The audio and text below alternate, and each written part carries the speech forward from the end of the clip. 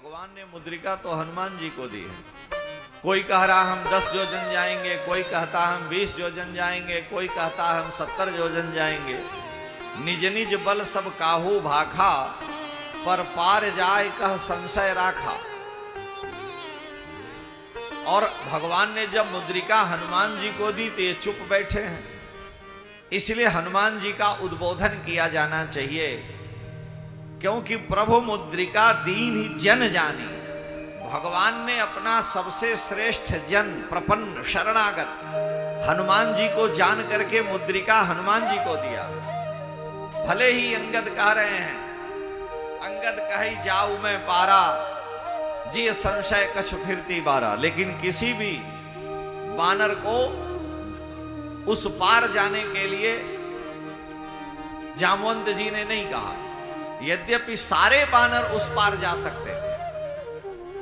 परम वंदनीय प्रातस्मरणीय साकेतवासी आचार्य श्री कृपा शंकर जी महाराज ने अपनी पुस्तक में लिखा है, महाराज जी का भाव बड़ा विलक्षण कि सारे बानर उस पार जा सकते हैं, लेकिन निज निज बल सब काहू भाखा, पार जाए कह संशय राखा। संशय रख दिया कि हम नहीं जाएंगे, हम नहीं जाएंगे, इतना जा सकते हैं। जाने में सब समर्थ थे, लेकिन जब भगवान ने हनुमान जी को जन जान करके ज्ञानी नाम अग्रगण्यम समझ करके दशमुख रावण के दरबार में वाक चातुर्य से संपन्न हनुमान जी को मुद्रिका दी है, तो हम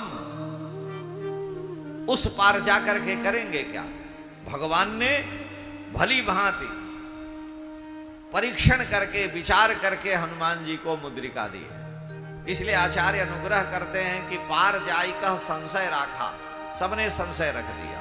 और अगर सभी पार जाने में समर्थ नहीं होते तो गोस्वामी जी ने लिखा कि जब समुद्र के तट पर भीड़ हुई तो सिंधु तीर भई भीड़ अति, कपिनभ पंथ उड़ाहि। बहुत से बानर उड़ करके उस पार चले गए। सिंधु तीर भई भीड़ अति, कपिनभ पंथ उड़ाहि, और अपर जल चरण ऊपर ही चढ़ चढ़ पार ही जाए। बानर पानी में कूद पड़े, जो मगर राम जी की छवि देख रहे तो उन्हीं की पीठ पर बैठ गए, जो घड़ियाल भगवान की सुंदरता का अवलोकन कर रहे थे, बानर उन्हीं पे पकड़ करके पूछ मुंह पकड़ करके और कहे उस पार ले चलो। और बहुत से बानर आकाश मार्ग से उड़ करके चले गए। तो सारे के सारे समर्थ थे, लेकिन हनुमान जी महाराज, आचार्य जी का भाव, हनुमान जी महाराज को ही भगवान ने मुद्रिका दी है और इनको बल का स्मरण कराना पड़ा जामवंत जी को। और उन्होंने कहा कि हे अंजनानंदन, आपके बिना यह कार्य संभव नहीं है।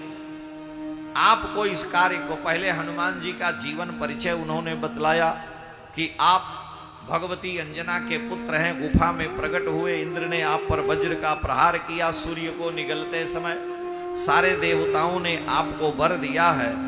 इसलिए हे अंजनानंदन, आप श्री राम कार्य के लिए ही आए हैं। तो हनुमान जी पर्वताकार हुए। यथा विजृंभते सिंहो बिभृते गिरिगह्वरे, यथा विजृंभते सिंहो बिभृते गिरिगह्वरे, मारुतस्य उरुषः पुत्रस्तथा संप्रतिजिह्वते।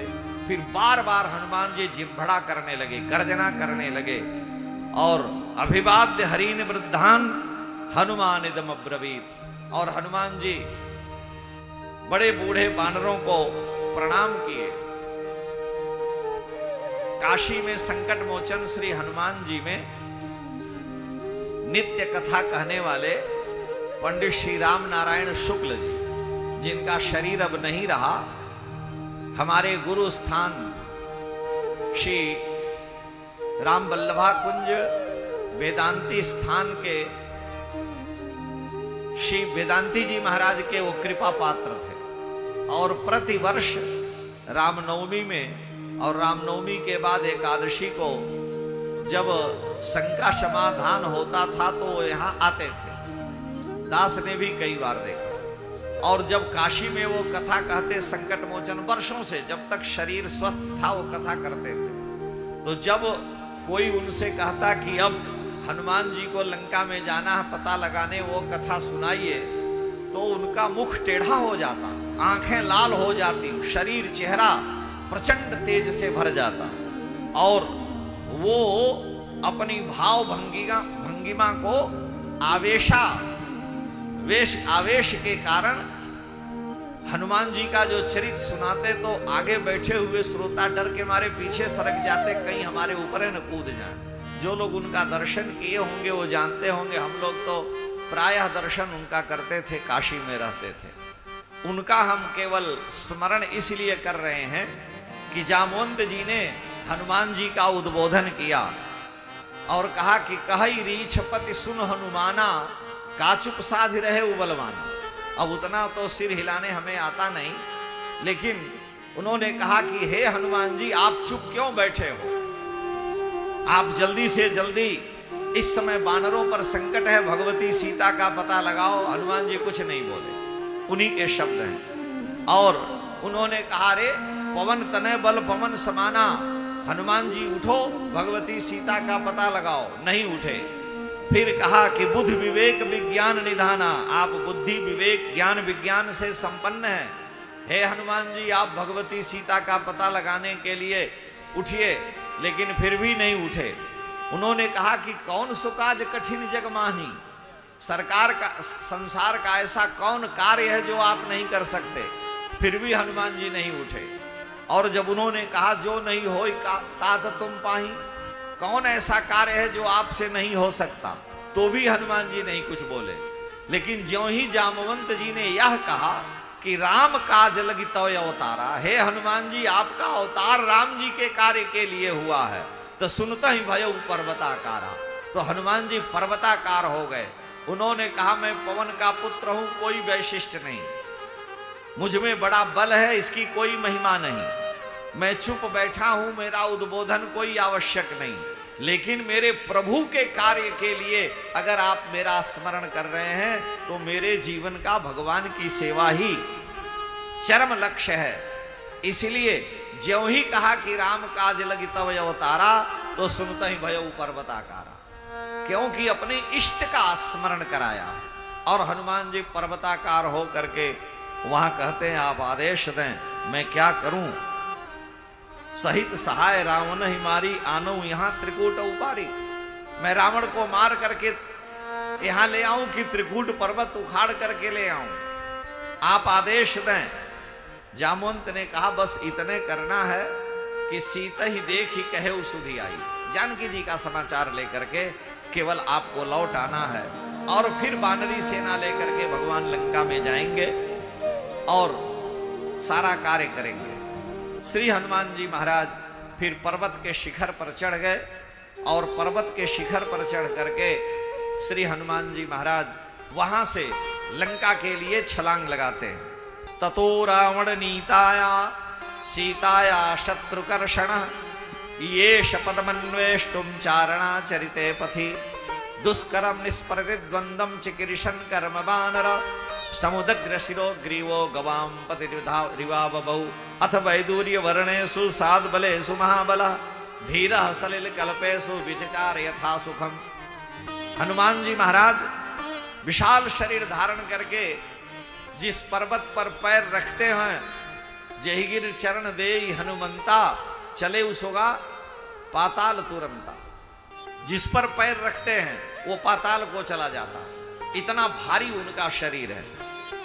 लोग व्यवहार में कहते हैं, हम उनको समझदार नहीं मानते, कि इन पर दुर्गा जी आती हैं, इन पर हनुमान जी आते हैं। अरे मूर्ख कहीं के, 50 किलो का शरीर है, तुम कहते हो उन पर हनुमान जी आ गए, उन पर दुर्गा जी आ गई। अरे जिस पर्वत पर हनुमान जी पैर रखते हैं, कनक भूधराकार शरीरा, वो पर्वत पाताल को चला जाता है, इस सामान्य व्यक्ति पर हनुमान जी आ जाएंगे? ऐसा संभव ही नहीं है।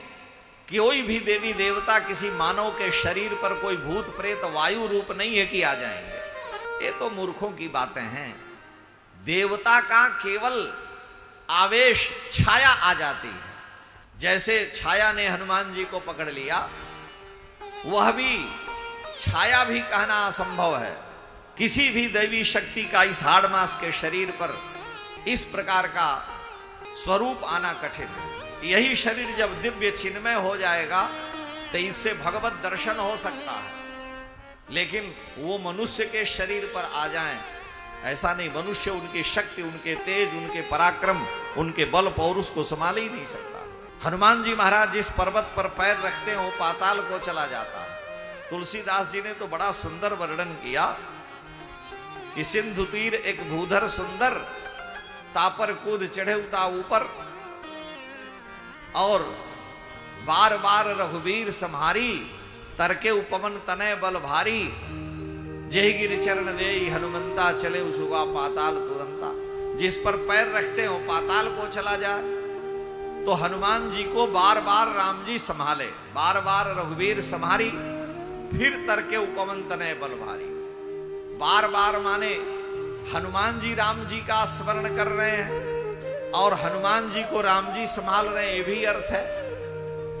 बार बार हनुमान जी राम जी का स्मरण कर रहे हैं और राम जी बार बार हनुमान जी को संभाल रहे हैं, लेकिन जिस पर्वत पर पैर रखते हैं वो पाताल को चला जाता है। वास्तविकता यह है कि हनुमान जी के बार बार माने रोम रोम, एक एक रोम से श्री राम नाम का उच्चारण हो रहा था।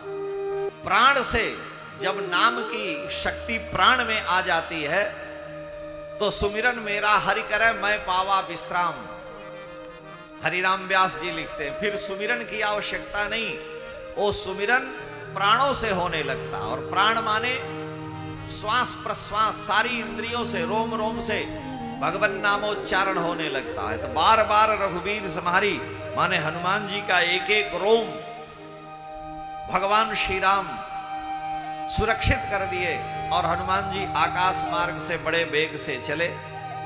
हनुमान जी जब आकाश मार्ग से चले तो सुंदरकांड यहां वाल्मीकि में बड़े विस्तार से वर्णन है कि द्विजान वित्रा शयन धीनमान उर्सान पादपान हरन मृगांश सुबहुन निगनन प्रवृद्धैव केशरी। जैसे शेर बड़े बड़े मृगों का शिकार कर लेता है, हनुमान जी इतने वेग से उड़े कि बड़े बड़े पर्वतों के शिखर उखड़ गए।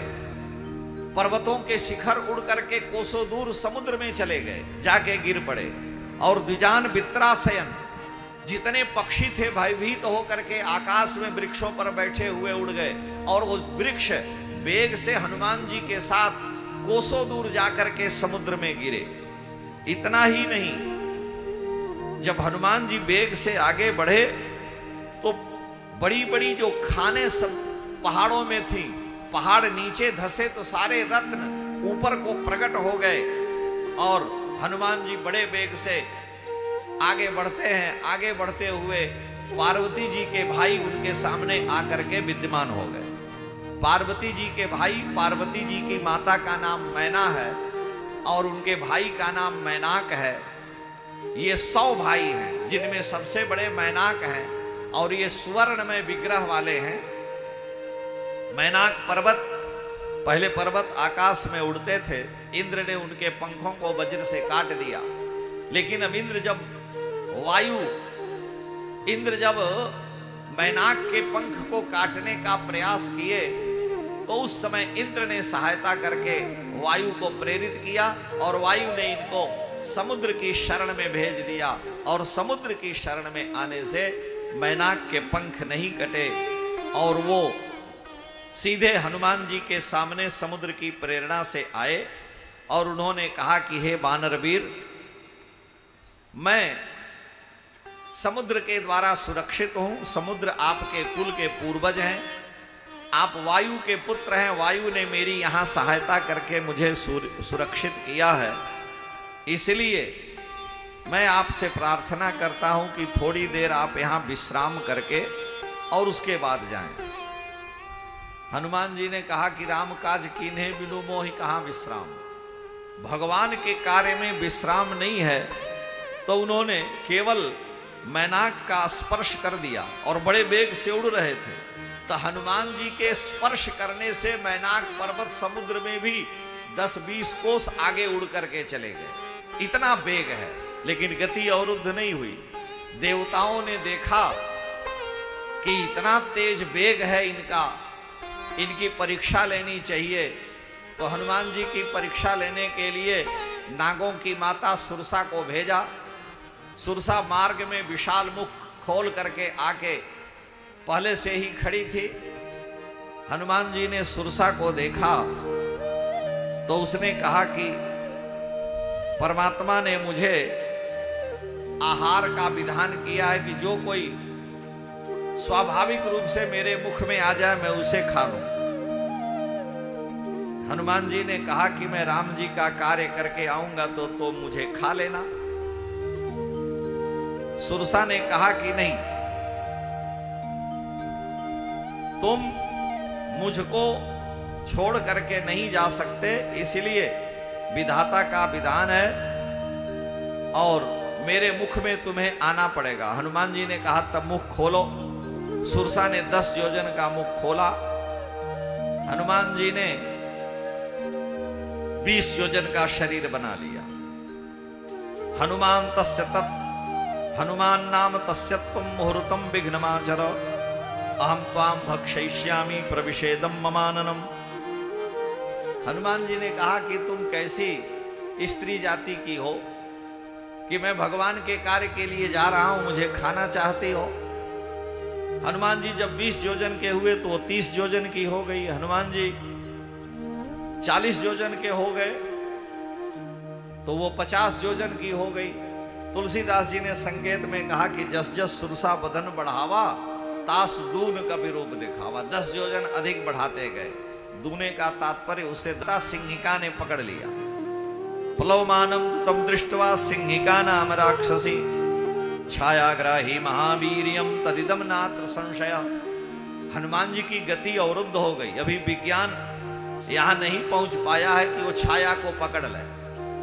आकाश में उड़ रहे को रेज से मार सकता है, लेकिन आकाश में उड़ रहे विमान की छाया को पकड़ के उसकी गति रोक दे, अभी विज्ञान की गति नहीं। हो सकता आगे चल करके ऐसी गति हो जाए, लेकिन छायाग्राही ने हनुमान जी की गति को जब अवरुद्ध कर दिया तो हनुमान जी नीचे दृष्टि डाले कि आखिर में ऊपर से तो छाया आएगी नहीं। तो देखा कि घन राजीव गर्जंती बानरम संभिद्रवत, मेघ के समान गर्जना जल के अंदर से एक राक्षसी कर रही थी। हनुमान जी तुरंत छोटे से हो गए। संक्षिप्य मुहुरात्मानम निपपात महाकपि, और बड़े वेग से उसके मुख में गए। मुख में जा करके शरीर बढ़ा के उसका ब्रह्मांड फाड़ करके और बड़े वेग से आकाश में आकर हनुमान जी ही नहीं जितने भी बानर हैं सब इच्छा रूपधारी हैं। जब जैसा चाहें वैसा शरीर धारण कर सकते हैं। जब युद्ध शुरू हुआ है तो सबको भगवान के आदेश से सुग्रीव जी ने निर्देश कर दिया, जामवंत जी ने, कि 5 लोगों के अलावा कोई भी मनुष्य रूप में नहीं रहेगा। केवल 5 लोग ही मनुष्य रूप में रहेंगे और सारे के सारे लोग रीछ या बानर रूप में रहेंगे। उसमें श्री राम, श्री लक्ष्मण जी, श्री विभीषण जी, सुग्रीव और जामवंत, इनके अलावा कोई भी मानव रूप नहीं धारण करेगा। तो सारे लोग कभी मानव रूप नहीं धारण कर सकते, नहीं तो सारे के सारे जब चाहें तो मानव रूप में आ जाएं, जब चाहे बानर रूप में आ जाएं, ऐसे उनका प्रभाव है। सिंहिका का हनुमान जी उद्धार किए, उसका वध करके और समुद्र के किनारे 100 योजन दूर पहुंचे हैं। हनुमान जी जब समुद्र के तट पर उस पार पहुंचे तो लंका की अधिष्ठात्री शक्ति जो लंकिनी है, गोस्वामी जी ने उसका नाम लंकिनी इसलिए कह दिया क्योंकि लंका की देवी भी का भी नाम है और लंका नगरी का भी नाम है। तो नगरी स्वेन रूपेण दर्शयामास। हनुमान जी ने लंका की सारी शक्ति लंका देवी को देखा, तो गोस्वामी जी ने लंकिनी नाम रख करके पार्थक्य सिद्ध किया, नहीं तो दोनों एक ही में पता नहीं चलेगा। तो लंकिनी मार्ग में आ गई। उसने हनुमान जी से कहा कि कहां जा रहे? हनुमान जी सोचे कि लंका में प्रवेश करना है तो विशाल शरीर से जाकर के पकड़ लिए जाएंगे, तो छोटा सा रूप। वृषदंशक मात्रो था बभुआ अद्भुत दर्शन। वृषदंशक मात्रो था, वृषदंशक मात्र के स्वरूप वाले होकर हनुमान जी लंका में प्रवेश किए। आपने बिल्ली का बच्चा देखा होगा, अथवा जंगल में मिलने वाला जो बिलाव होता है, पेड़ों पर जो घूमता है, उसका बच्चा भी बनरिया के बच्चे कितना बड़ा होता है। तो उतना बड़ा रूप धारण करके हनुमान जी लंका में प्रवेश करते हैं। गोस्वामी जी ने लिखा, मसक समान रूप कपि धरि, मसक समान रूप कपि धरि, लंकहि चलेउ सुमिर नर हरि, लंकहि चलेउ सुमिर नर हरि, नाम लंकनी एक निश्चरी, नाम लंकनी एक निश्चरी, सो कह चले मोहि निंदरी, सो कह चले मोहि निंदरी, जाने नहीं मरम सठ मोरा, जाने नहीं मरम सठ मोरा, मोर आहार जहाँ लगी चोरा, मोर आहार जहाँ लगी चोरा, मुठिका एक महाकपि हानि, मुठिका एक महाकपि हानि, रुधिर बमत धरनी धन मानी, रुधिर बमत धरनी धन मानी, पुनि संभारी उठी सोलंका, पुनि संभारी उठी सोलंका, जोर पान कर विनय सशंका, जोर पान कर विनय सशंका। जब लंकिनी ने हनुमान जी का मार्ग रोका तो हनुमान जी ने पूछा कि कात्वम विरूप नैना पुरद्वारे वतिष्ठ से, इस विशाल कुरूप शरीर धारण की हुई हे देवी तुम कौन हो? कात्वम विरूप नैना पुरद्वारे वतिष्ठ से, और किमर्थम चापि मोह, किमर्थम चापि माम क्रोधात निर्भर्त से अतिदारुणे, और तुम मेरी निंदा, मुझको क्यों मेरी निंदा कर रही हो, मुझे गाली दे रही हो? तो उसने कहा कि अहम ही नगरी लंका, मेरा नाम नगरी लंका यानी लंकिनी हूं, स्वयमेव प्लवंगम और सर्वतः परिरक्षामी अतस्ते कथितम में, इस सारे नगर की मैं शक्ति मैं हूं, सबकी मैं रक्षा करती हूं। और माम निर्जित्य दुर्बुद्धे राक्षसेश्वर पालिताम न शक्यम ह्यद्यते दृष्टुम पुरीयम वानराधम, और हे अधम वानर, मुझको पराजित किए बिना, मुझको जीते बिना तुम लंका में प्रवेश नहीं कर सकते। हनुमान जी ने कहा कि मैं लंका नगरी की सुंदरता देखना चाहता हूं। दृष्टवा पुरीम इमाम भद्रे पुनर्यासे यथागतम, हे कल्याणी, मैं इस लंका नगरी को देख करके और बड़े जल्दी से इधर से लौट के वापस चला जाऊंगा। उसने कहा कि नहीं, मेरी आज्ञा तुम्हारे लिए लंका में प्रवेश का नहीं है, क्योंकि तुम लंका नगरी में बाहर से आए हो और तुम्हारे पास न कोई परिचय पत्र है, न कोई पासपोर्ट है, न कोई वीजा है, तो कैसे आ सकते? हनुमान जी ने कहा कि हे देवी, मैं थोड़ी देर में पता लगा के आ जाऊंगा। जब बहस करने लगे तो लंकिनी ने एक तमाचा, एक चाटा हनुमान जी को मार दिया। ततः कृत्वा महानादम सावै लंका भयंकरम तलेन वानर श्रेष्ठम ताड़यामास बेगिता। छोटे से रूप में थे, एक चाटा जब हनुमान जी को मारा तो हनुमान जी उछल करके थोड़ा सा शरीर बड़ा बना लिए और भयंकर गर्जना करते हुए बाएं हाथ का एक मुक्का हनुमान जी ने लंकिनी को मारा। मुष्टिनाभिजघानैनाम हनुमान क्रोध मूर्छितः स्त्री चेति मन्यमानेन नाति क्रोध स्वयं कृतः।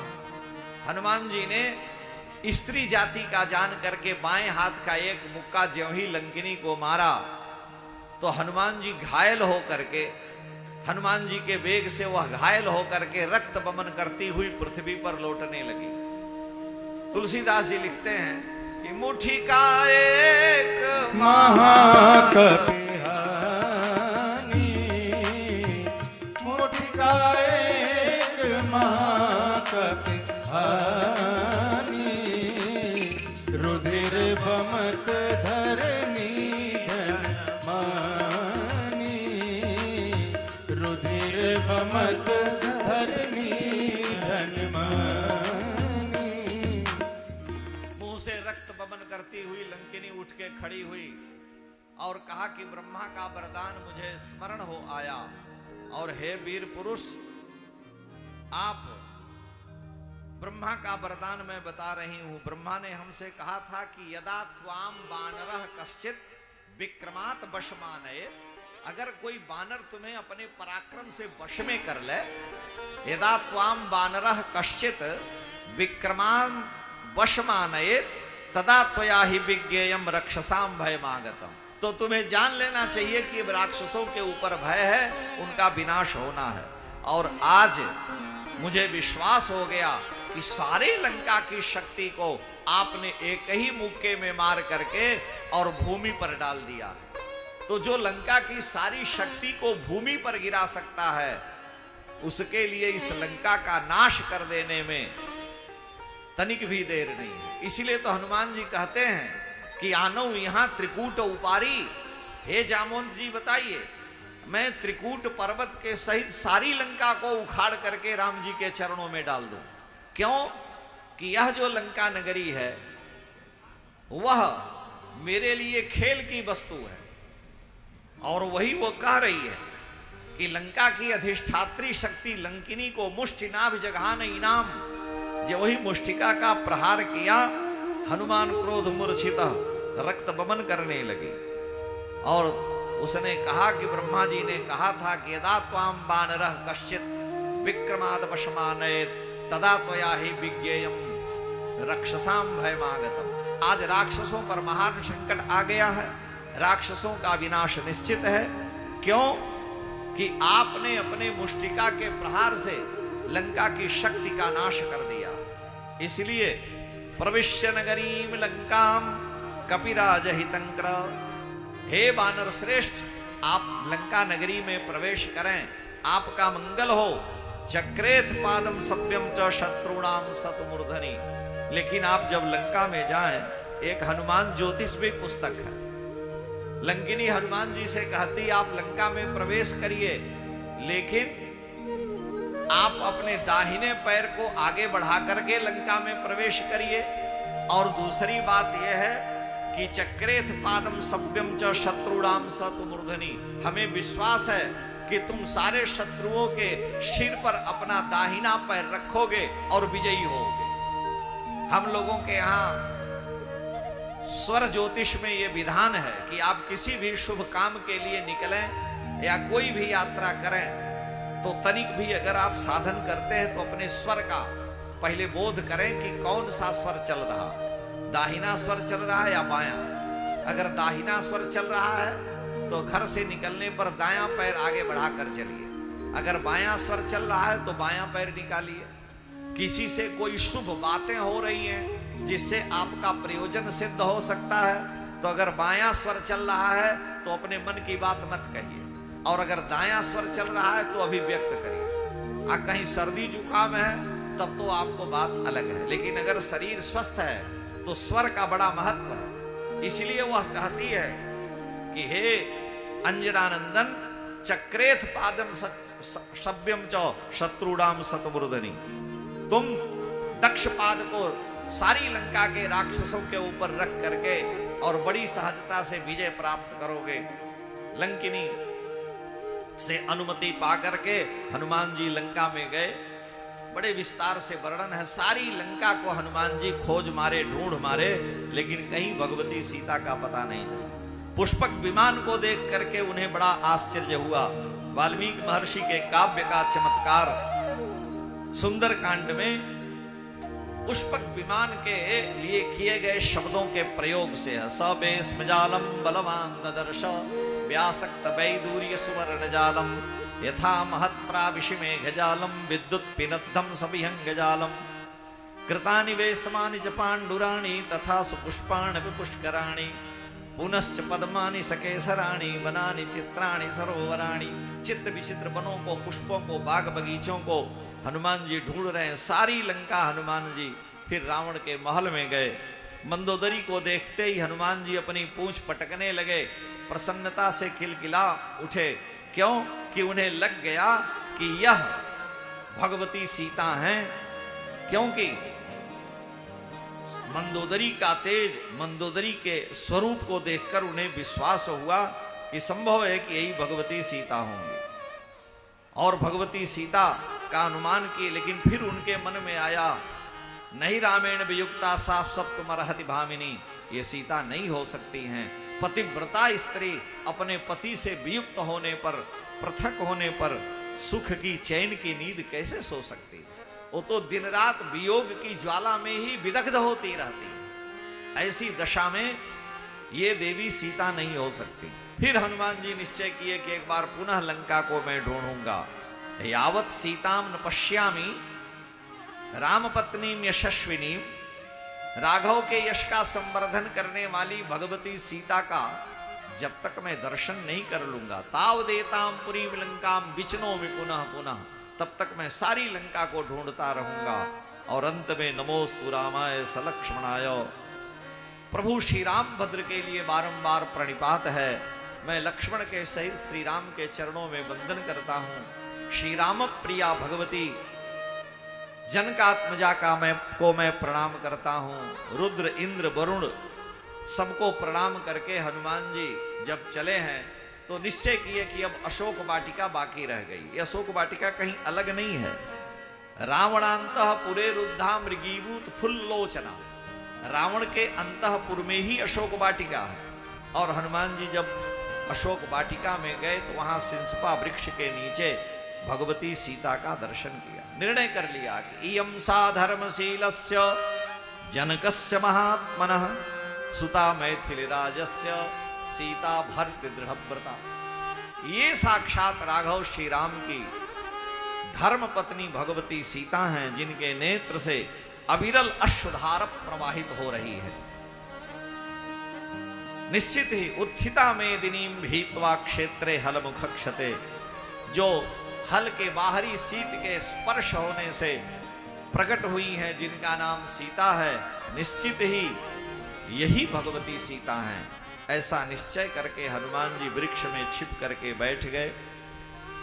इसी बीच में रावण आया, भगवती सीता को बड़ा प्रलोभन दिया, भयभीत किया और 2 महीने का समय दे करके अगर मेरी आज्ञा नहीं मानी तो मैं तुम्हारा निश्चित ही वध कर दूंगा।